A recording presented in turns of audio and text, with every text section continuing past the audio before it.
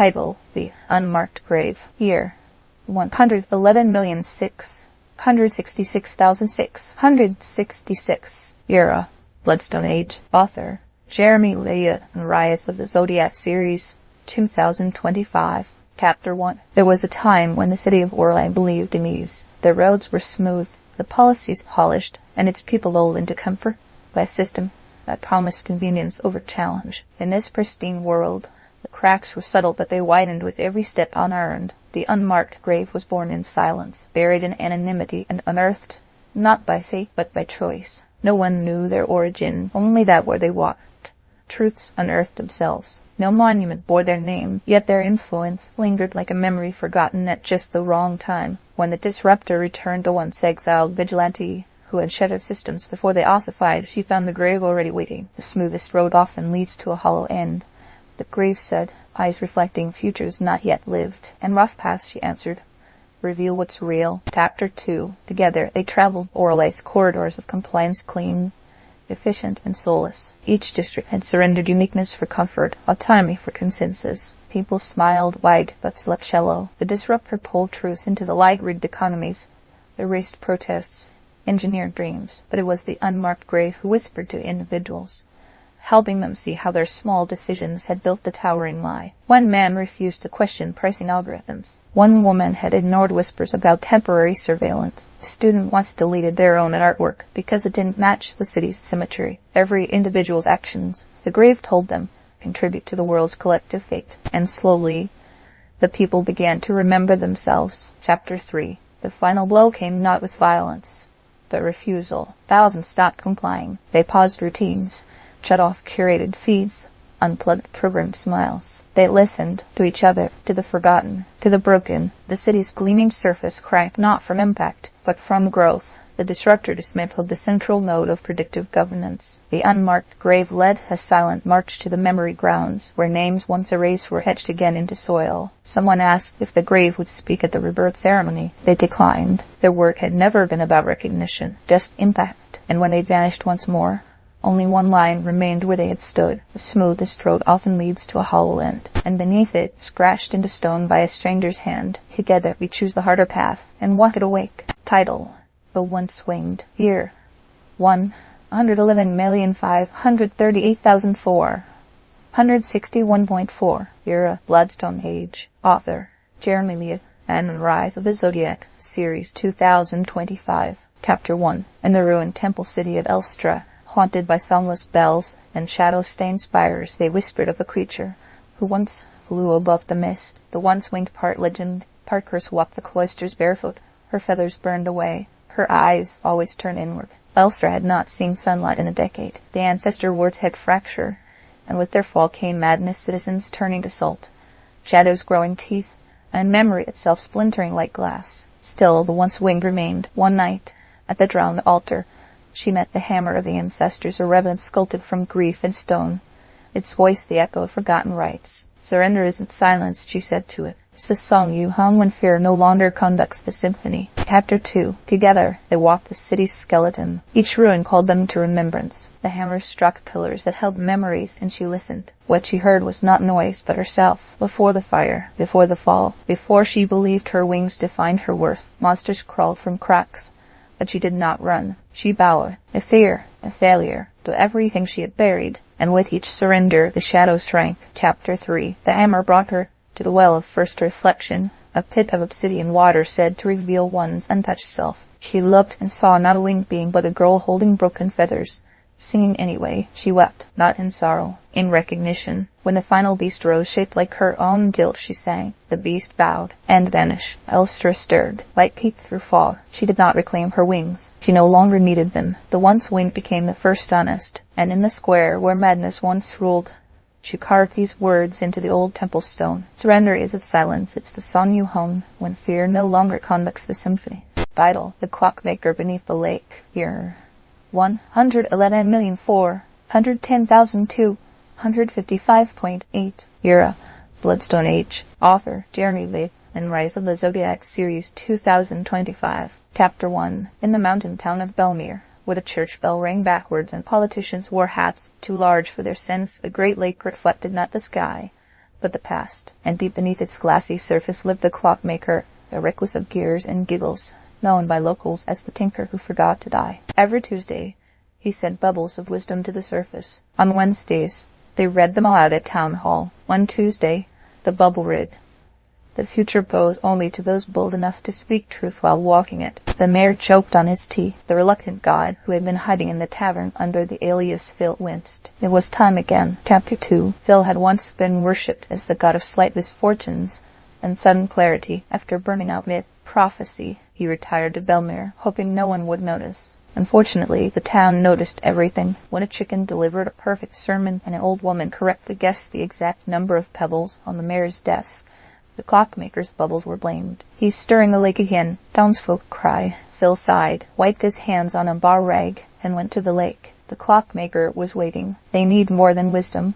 the old man said, eyes twinkling. "They need to laugh their way back to truth." Phil groaned. "I knew this retirement plan had holes." Chapter 3. Together they devised a plan. A festival of foolish truths. Contestants performed skits of radical honesty. Children recited laws backward. Elders revealed secrets hidden in recipes. Phil finally admitted he once turned someone into a goat, permanently. Through laughter, discomfort to solve. Barriers fell. People began speaking plainly, hugging often, and noticing each other again. The mayor made a law that all council meetings must start with a joke and end with applause for someone else. Belmere changed, not into utopia, into honesty. And beneath the lake, the clockmaker added one final gear to his masterpiece. Above it, a Newtown plaque read, "The future bows only to those bold enough to speak truth while walking it." Title: The Spirit of the Wild. Here, 111,282,051.2. Era: Bloodstone Age. Author: Jeremy Levan. And Rise of the Zodiac Series 2025. Chapter 1. In the furthest reaches of the verdant expanse, where trees sang with wind and rivers shimmered like coiled serpents, the spirit of the wild ran there through root and storm. She answered to no banner, no creed, only the pulsing rhythm of life untamed. But that rhythm was breaking. The 5 tribes of the Vale had entered their longest silence, each fractured by betrayal, ambition, and ancient offense. Stray routes were choked by bramble, songblinds faded, and the old pact, once carved into obsidian and sealed with fire, was nearly forgotten. That was when the time-bender arrived. He came not to command, but to remember, and she watched him curious. "Why don't you speak?" he asked. "Because," she replied, "silence can roar louder than 1,000 confessions." Chapter 2. Together they began to move between the tribes, not as emissaries, but as questions. They did not plead for peace. They built gardens at the border of each territory, planted trees, dug wells, told no one who had done it. Children found the gardens first, then elders. Curiosity spread faster than fire. Ironbender looped memories into melody, reminding people of times when fire was shared, not hoarded. The spirit taught them to read wind, to hear the old songs in bird patterns and creek whispers. Tribal leaders resisted until their own people began crossing borders with food, not weapons. Chapter 3. A summit was held at the Hill of Echoes, the first in 3 generations. The tribes arrived in silence, but silence did not mean emptiness. The spirit of the wild stood with arms open, not raised. The time-bender held no scroll, only a seed. They offered no command, only cooperation. And from that silence, the tribes spoke of shared reigns, of woven futures, of strength not in singularity, but in chorus. And as the sun rose over the vale, a new pact was made not by decree, but by choice, etched into stone beneath the gathering tree. Silence can roar louder than 1,000 confessions. And in the wind that followed, the spirit ran free, but never alone. Title: The Beast's Whisper. Year: 111,153,845.5. Era: Bloodstone Age. Author: Jeremy Levan. And Rise of the Zodiac Series 2025. Chapter 1. High on the cliffs of Lorraine, where storms spoke louder than kings and pats vanished beneath moss, there lived the Beast Whisperer. She was a healer of monsters, a comforter of the wild. Yet she feared mirrors, not because they lied, but because they didn't. Each night, she would trace her scars hurned from claw and judgment alike and whisper truth to the wind.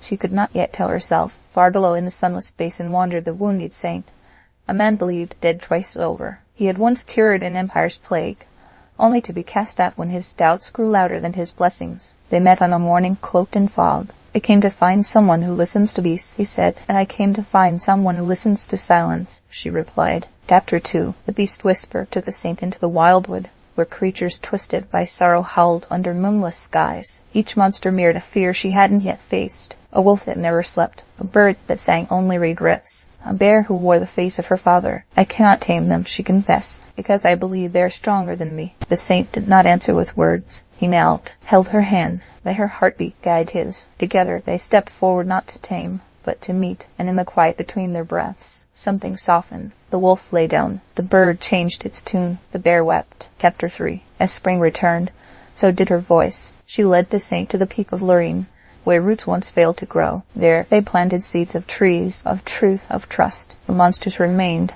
but changed. No longer threats, now mirrors. When the saint left to heal others, she stayed not in hiding, but in holding space. Travelers came to the cliffs, broken and afraid. She welcomed them with a single phrase. Authentic steps plant forests in places others left barren. And behind her, a grove grew, one sapling for every self.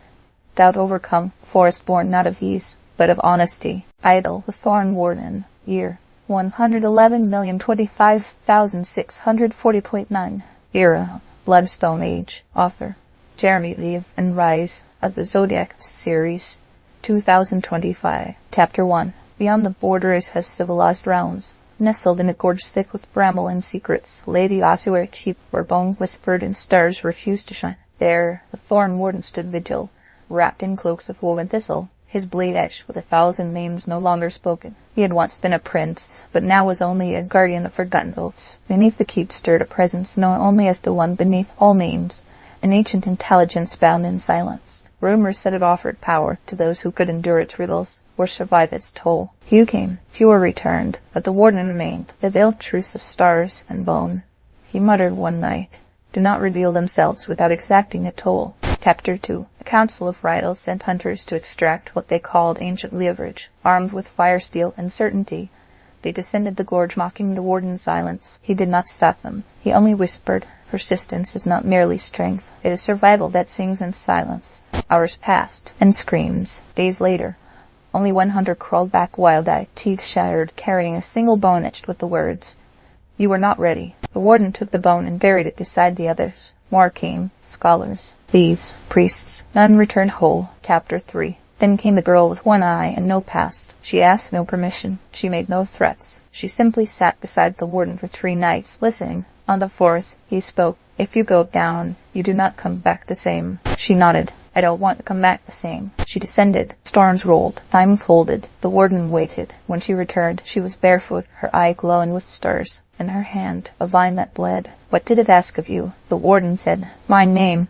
"And what did you give?" "A new one." He nodded. At the base of the keep now grows a single tree of bone and blossom, fed by stories and sacrifice. And beneath it, carved in stone, the veiled truth of stars and bone do not reveal themselves without exacting a toll. Title: The Spirit of the Wild. Year 110,897,435.3. Era, Bloodstone Age. Author, Jeremy Levan, and Rise of the Zodiac series, 2025. Chapter 1. In the fractured dominion of Herolith, where towers of knowledge cast long shadows over fields of hunger, power was hoarded like gold and truth, weaponized. Beneath the marble arcades and bronze-coated gates, a revolution took shape in footsteps softer than silk. Among them moved the spirit of the wild, cloaked in moss and lightning. She was a myth to the rich, a legend to the poor, but a whisper to the watchman. Her creed was simple: leave no voice unheard. But it was the archivist of Ash, a defector from the state's Office of Historical Certainty, who called her into the open. He met her in the ruins of a scribe's hall, breathing smoke and ink. "What breaks you teaches your shape," he said. "Then I must be carved of wind and root," she replied. Chapter 2. Together, they unearthed the hidden files, evidence of generations' denied inheritance, silenced votes, vanished names. The archivist encoded truths into invisible glyphs, etched across the city's monuments. The spirit carved new paths through the underbelly of privilege, arming the voiceless with memory. They formed the lattice, an alliance of the overlooked. Farmers, sewers, children, answers, mothers. No titles, just truths. But as word spread, so did fear. The high tower ordered a purge of unsanctioned memories. History was to be purged again. The spirit stepped forward. "We do not need revenge," she said. "We need equality. And that means everyone stands or no one does." Chapter 3. The tower fell. not in flames, but in silence. Guards refused orders. Bureaucrats opened vaults. Teachers rewrote curriculums. The archivist returned to his former office not to destroy, but to restore. He left the door unlocked. The spirit vanished. Her moss cloak found draped over the statue of the first librarian who had once burned dissenting books with a smile, etched now in silver above the library arch. What breaks you teaches your shape. And across her Ralith, shaped by struggle and grown by justice, opportunities sprouted where silence once reigned. Title: The Mirror Scribe. Year: 110,769,230.7. Era: Bloodstone Age. Author: Jeremy Levan. Rise of the Zodiac Series 2025. Chapter 1. In the Fortress of Drael, where justice wore polished armor and memory was curated like a museum exhibit, the mirror scribe recorded only what he saw in the eyes of the dying. He was neither historian nor a prophet, just a witness who wrote in silver ink across panes of polished obsidian. He lived in the Hall of Unfinished Truths, a place few visited and none stayed. His companion was the bone singer, an archivist of sound who played flutes made from the remains of the fallen, each note a lament that vibrated with stories unspoken. Together they tended to the forgotten. One morning, beneath a pale sky stained with soot, the mirror scribe whispered, "Clarity lies on the other side of uncertainty, yet the stars remember what silence dare not speak." And that day the stars trembled. Chapter 2. A rebellion stirred in the provinces. The governors of Drael, fearful of losing control, announced the great rewriting a decree to cleanse the annals of history and replace pain with curated triumph. The bone singer howled her protest into the city square. Her song cracked glass. Birds fell from sky. The mirror scribe puckered. He summoned the last remaining panes of untainted obsidian and inked them with memories retrieved from forbidden whisperers. They unveiled the exhibit in the market. Crowds gathered. One mirror showed a soldier watching his village burn at his own command. Another reflected a child's face, erased from records for asking too many questions. The crowd stood silent, until one woman, old and trembling, stepped forward. "That was my brother." And then the silence broke. Chapter 3. The governors sent enforcers to destroy the mirrors, but the people blocked the gates with bodies, not blades. They held hands in front of truth, refusing to flinch. The bone singer climbed the watchtower, playing the most painful melody the city had ever heard, a note composed of betrayal and beauty. And the mirror scribe, in the Hall of Unfinished Truths, etched one final pane, a reflection of the entire city, standing not as victims or rulers, but as witnesses. The governors fell, not in violence, but in revelation. Proof spread, not clean, not simple, but free. The mirrors were never removed, and in the center of the hall, where moonlight strikes just once a year, one inscription remains. Clarity lies on the other side of uncertainty, yet the stars remember what silence dare not speak. Title: The Hollow Tree Guardian. Year: 110,641,025.1. Era: Bloodstone Age. Author: Jeremy Levan. Rise of the Zodiac Series 2025. Chapter 1. In the sunless districts of Mirville, society did not crumble, it calcified. The towers still stood, and the streets still hummed, but warmth was considered efficient. Emotions a virus. The government did not punish rebellion, it simply anesthetized it. In the midst of this sterile order stood the hollow tree, a monument from a forgotten forest, now surrounded by steel. At its base lived the hollow tree guardian, a woman wrapped in moss-colored robes and stories too old to be filed. Her eyes glowed not with defiance, but with memory. One morning, a child came crying not because of pain, but because he didn't know what sadness was. She held his hand. "Face your demons," she said, "and they begin to look like old stories." Chapter 2. The shattered healer arrived days later, stitched together from exile and experiment. Once a doctor for the regime's elite, he had failed to amputate his empathy. Together, they began to restore what Mirville had forsaken. They taught the children to name their feelings. They taught the elders to remember their dreams. And slowly, the emotion returned not as chaos, but connection. It spread like root fire. The hollow tree began to grow. Chapter 3. The regime took notice. Agents came with logic dampeners and compliance masks. But when they reached the tree, they found the crowd silent, present, unarmed. The guardian stood with the healer. "We offer no resistance," she said.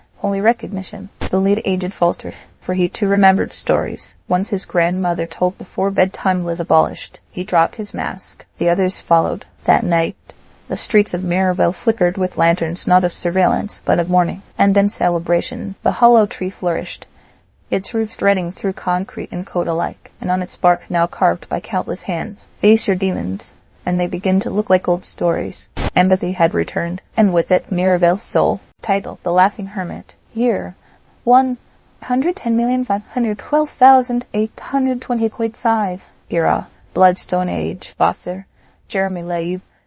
And Rise of the Zodiac Series 2025. Chapter 1. Deep in the charred groves of Kerlith, where the trees wept ash and roots whispered lost names, lived the Laughing Hermit. He had once been a prince, then a traitor, then a ghost. Now he was only a man who laughed too loud for someone who lived so close to old sorrow. His only visitor was the child of the tent gate, a silent orphan who carried no name, only questions. He came seeking wisdom, though she didn't know it. He taught without teaching, letting the wind and shadows do half the speaking. Even your demons whisper insights, the hermit said one dusk, if you stay long enough to hear them. She didn't understand then, but she listened. Chapter 2. A storm brewed in the kingdom beyond, not of rain but of reckoning. The nobility prepared to flee, while the poor dug in their heels. Forgotten spells awakened in vaults. Prophecies tore the seams of the present. The child had left, drawn back to the realm that once exiled her. The hermit watched her go, knowing she would face trials without comfort, just as he had. She passed through the 10th gate, a cursed threshold between realms of magic and memory, and emerged changed, older, not in years, but in weight. The people did not know what to make of her, but she brought them words, symbols, seeds from the hermit. Chapter 3. As rebellion cracked the palace stones, the child stood before the council, echoes. She held nothing but a map made of bark and bone, inscribed with paths not forward, but inward. You seek answers, she said,